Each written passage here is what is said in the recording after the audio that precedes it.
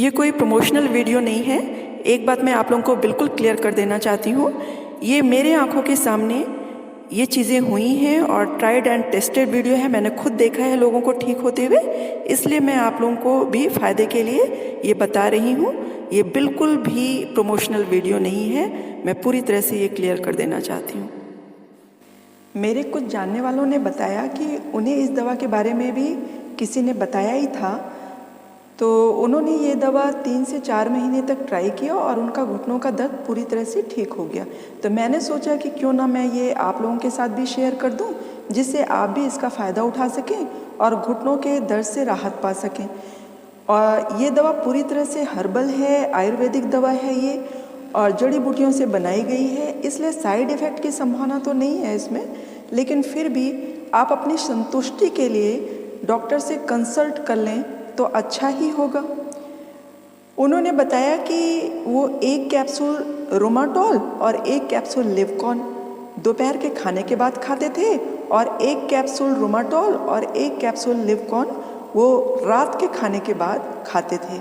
और तेल को, जो रोमाटॉल तेल है, उसको वो धूप में बैठकर घुटनों में लगाते थे और शाम को सोने से पहले उसकी हल्की सी मालिश भी करते थे। उसी तेल से घुटनों में हल्की सी मालिश भी करते थे। ऐसा उन्होंने 3 से 4 महीने तक किया और वो कम से कम अब 1 साल से उस दवा को यूज़ नहीं कर रहे हैं, फिर भी उनके घुटनों में फिर दोबारा दर्द नहीं हुआ, मतलब उनके घुटने पूरी तरह से ठीक हो गए। तो यदि उनको कुछ फ़ायदा मिला है इससे, उनको इतना फ़ायदा मिला है उससे, तो मेरे ख्याल से आप लोगों में से भी बहुत सारे लोगों को इसका फ़ायदा उठाना चाहिए।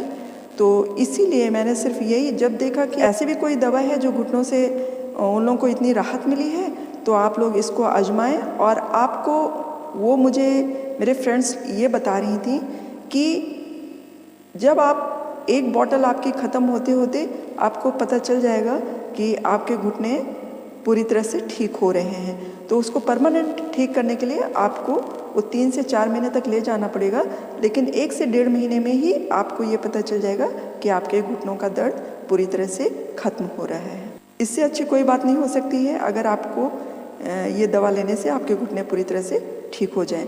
लेकिन आपको कुछ ध्यान देने वाली बातें ये हैं, जिनके घुटनों में दर्द है वो हमेशा के लिए ये बातें ध्यान दे लें कि गर्मियों में उन्हें 1-1 घंटे के अंतर पर घुटनों की बर्फ़ से सिकाई करनी है, और ठंडी में किसी भी तेल से, किसी भी आयुर्वेदिक तेल से, या आप इस तेल से ही मालिश करें, ये तेल नहीं है तो तिल के तेल से भी धूप में बैठकर आप अच्छी तरह से अपने पैरों में ठंडियों में मालिश कीजिए।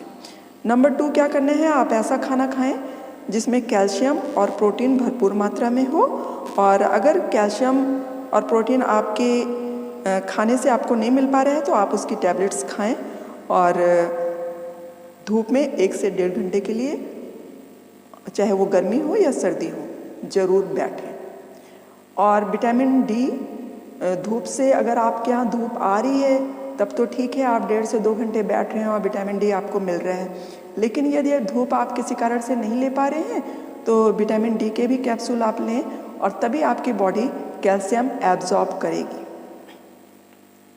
तीसरी बात क्या करना है, आपको खट्टा बिल्कुल बंद कर दें, खट्टा बिल्कुल आपको बंद कर देना है। और लेकिन एक बात है, खट्टे में नींबू और आंवले को काउंट नहीं करते हैं, मतलब आप नींबू और आंवला खा सकते हैं, वो खट्टा नहीं है। खट्टा मतलब दही और दूसरी प्रकार की खटाई, आम की खटाई, इमली, ये सब नहीं खाना है। खट्टे में सिर्फ नींबू और आंवला आप ले सकते हैं। और जब भी आपको पानी पीने की इच्छा हो, चाहे वो गर्मी हो या ठंडी हो, आपको सिर्फ गर्म पानी ही पीना है।